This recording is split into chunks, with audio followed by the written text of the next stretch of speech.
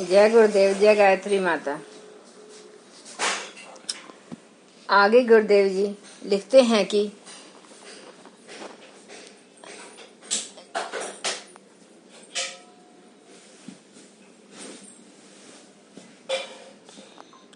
चकित विधाता दरवाजा खोलकर बाहर निकले और जीव जंतुओं से उनके दुख का कारण पूछा।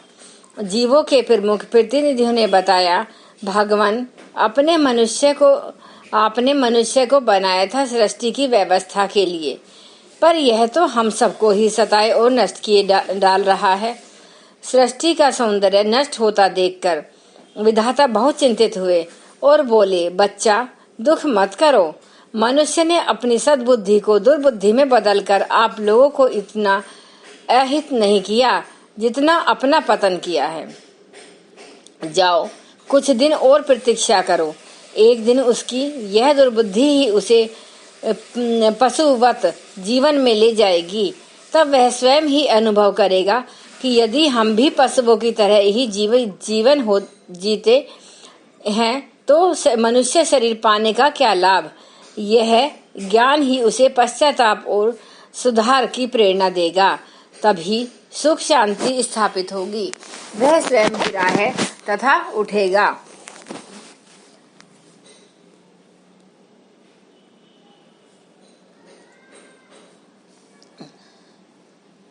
या दुर्गति वाष्पी दृश्यते तस्य संरचना सवस्य तात जानी ही निश्चितम मानवे सवस्य भागस्य विधाता स ये में ही तथ्य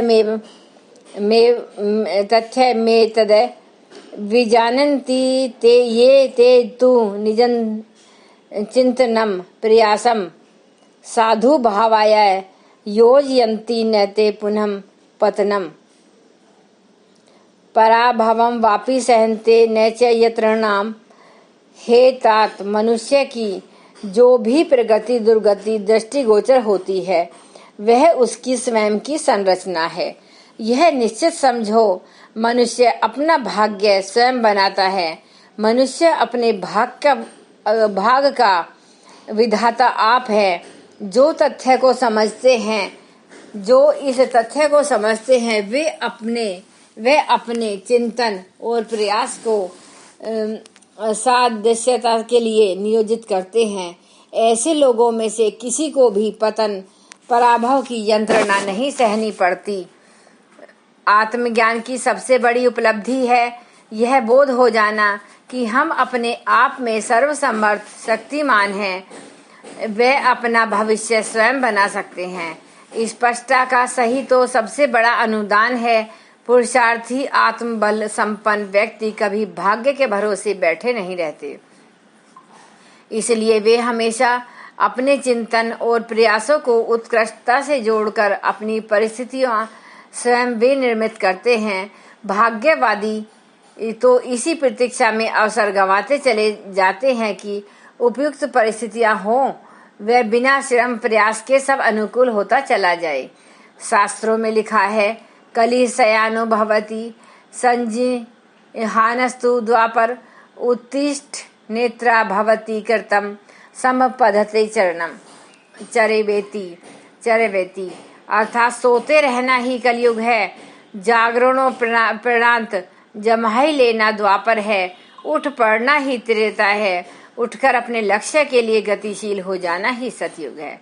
अतः लक्ष्य प्राप्ति के लिए चलते रहो, आगे बढ़ते रहो। प्रगति दुर्गति अपने ही हाथों। प्रगति दुर्गति के दो उदाहरण महाभारत में देखने को मिलते हैं। युधिष्ठिर वे दुर्योधन दोनों का कर्तृत्व ही उनका भविष्य बन गया। धर्मराज ने जुआ खेला तो उन्हें वनवास भोगना पड़ा। अपनी धर्मनिष्ठा बनाए रख पत्नी व भाइयों सहित उन्होंने उसे भोगा। श्री कृष्ण को भगवत स्वरूप माना तथा उनके निर्देश पर धर्म युद्ध लड़ा। सारे पराक्रमी एक और होते हुए भी विजय नीति की आदर्शों की हुई। दुर्योधन की तपस्विनी माँ गांधारी, ब्रह्मज्ञानी भीष्म व द्रोण की सत परामर्शों की अवहेलना की, अपने ही भाइयों से युद्ध लड़ा, वह अंत में पतन को प्राप्त हुआ। सारे कुरुवंश को ले डूबा। शक्ति मिल भी जाए, परिस्थितियां अनुकूल भी बना दी जाएं, तो भी सादृश्यता का नियोजन न होने से मानवीय कृत्य उसे दुर्गति की ओर ले जाता है। अपंगों ने शक्ति पाई खोई।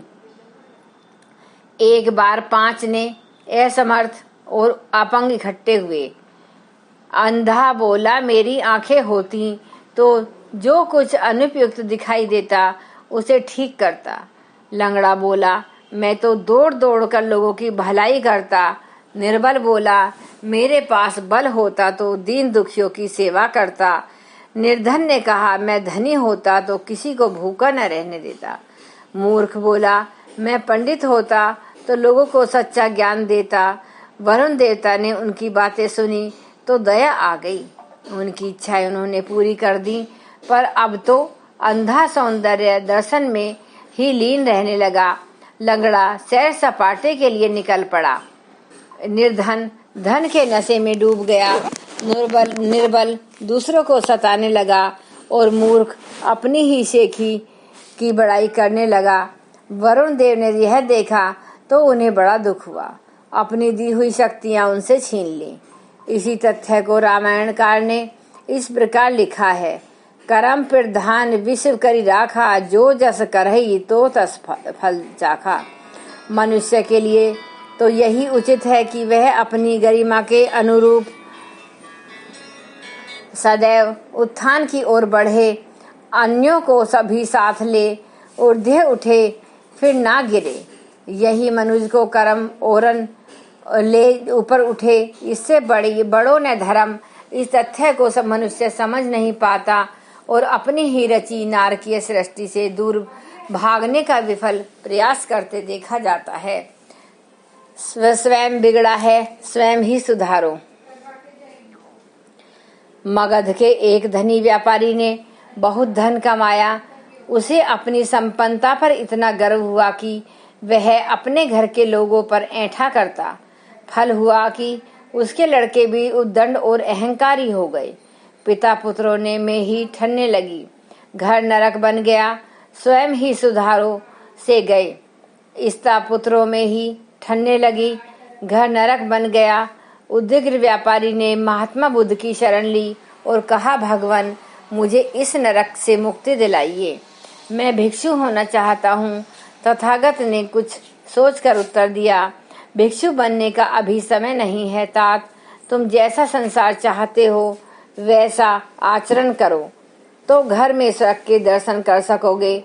उपवन में तुम्हें शांति नहीं मिलेगी जब तक मन अशांत है। यह नरक तुम्हारा अपना ही पैदा किया हुआ है। व्यापारी घर लौट कर आया। उसने जैसे ही अपना दृष्टिकोण, व्यवहार, आचरण बदला, सबके हृदय बदले। वे उसे घर में स्वर्ग के दर्शन होने लगे। प्रगति दुर्गति तथा स्वर्ग नरक किस प्रकार मनुष्य में बसता है, उसका परिचय प्रस्तुत दृष्टांत से मिलता है। यद्य भविष्यति की दुर्गति। एक तालाब में 3 मछलियां रहती थीं। एक का नाम था यद्यविष्यति, दूसरे का प्रत्युपन्मति, तीसरी का दूरदर्शी। एक दिन मछुआरे आए और बोले, कल यहाँ जाल की डालेंगे, काफी मछलियां हैं। यद्यविष्यति ने कहा, यहीं रहने में भला है, कल ये लोग आए, आवश्यक नहीं। दूरदर्शी बोली, भला इसी में है कि आज रात्रि तक यहाँ से निकल जाएं। अवसर पाकर वह तालाब से जुड़े दूसरे पोखर में चली गई। तीसरी प्रत्युपन्मति बोली, कल जब ये लोग आएंगे, जब परिस्थिति के अनुसार निर्णय लिया जाएगा। अगले दिन मछुआरे आए, जाल डाला गया, दोनों पकड़ी गईं। प्रत्युपन्मति ने मृतवत होने का ढोंग रचा। मृतक समझ मछुआरों ने उसे जाल से निकाल दिया। वह उचक कर गहरे पानी में तैरती हुई धारा को पार कर दूसरी ओर चली गई। यद्यविष्यति पकड़ी गई। वह अपने भाग्य पर अवलंबन वाली बुद्धि पर रोती रही। इसी प्रकार दूरदर्शी, तुरंत निर्णय लेने वाले, वे भविष्य, भाग्य पर विश्वास कर हाथ पर हाथ धरे बैठे रहने वाले 3 प्रकार के मनुष्य होते हैं। वे तथ्य की पूरी साक्षी देते हैं। मनुष्य अपने भाग का विधाता आप है। वयम यद ब्रह्म तत्वस्य भुने में कुर्मोशम गाहानम चेन विवेच्यो विराट तत्र परम मेथ देवे ही यते मानवा नाम नित्राले सत्ता या विदते प्रभो तस्मा महामहताम तु कथम ज्ञातुम क्षमावयम कथम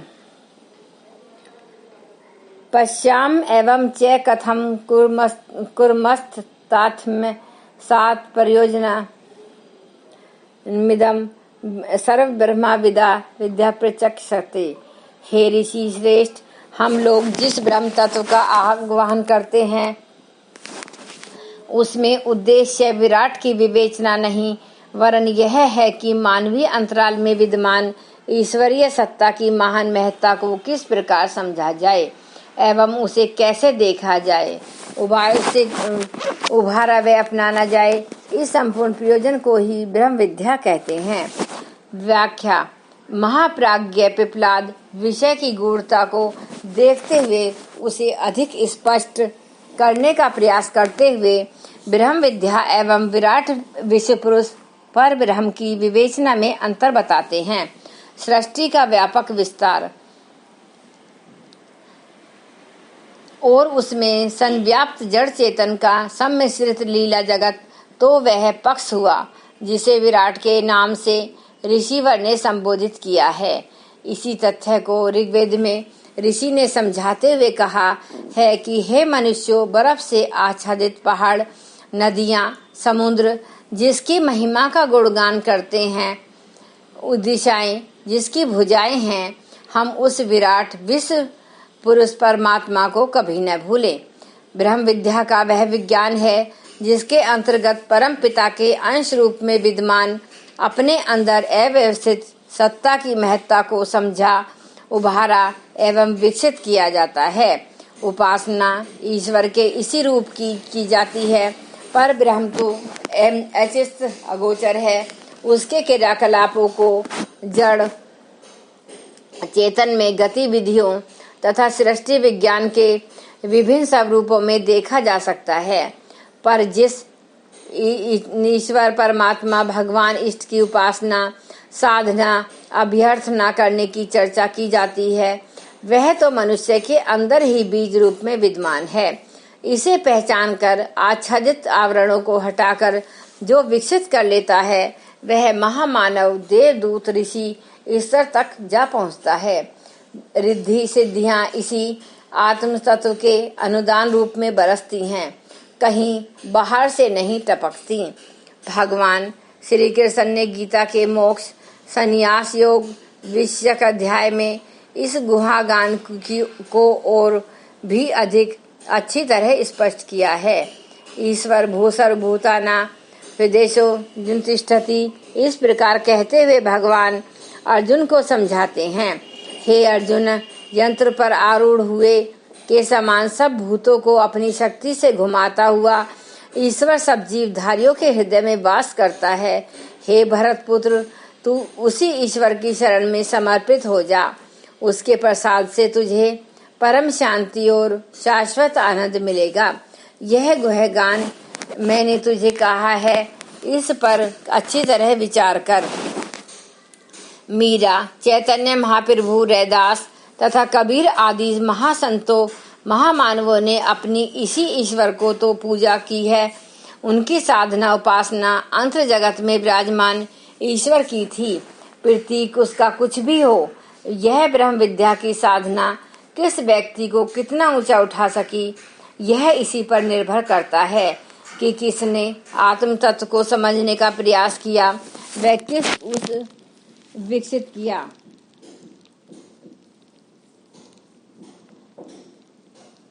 परिश्रम मनोयोग सयासति वितम फलम ध्रुवम प्रत्यक्षम नीति युक्तम तु वितमेत पाज्येतम देशवासी जनाना च स्तरम ही प्रतिपुरुषम ग्रहणम सभी किए निर्वाह सभी कर्तव्य सदैच मित्वयी माँ ग्रहणा योग्यता मात्र वर्ध्यन सदास्य ते माँ गरणेन भरी तवायुस्तु दुर्बला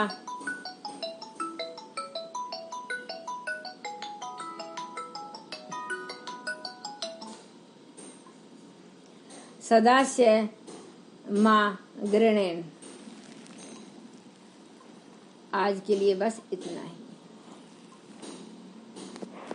ओम भूर्भुवः स्वः तत्सवितुर्वरेण्यं भर्गो देवस्य धीमहि धियो यो न प्रचोदयात्। जय गुरुदेव, जय माता।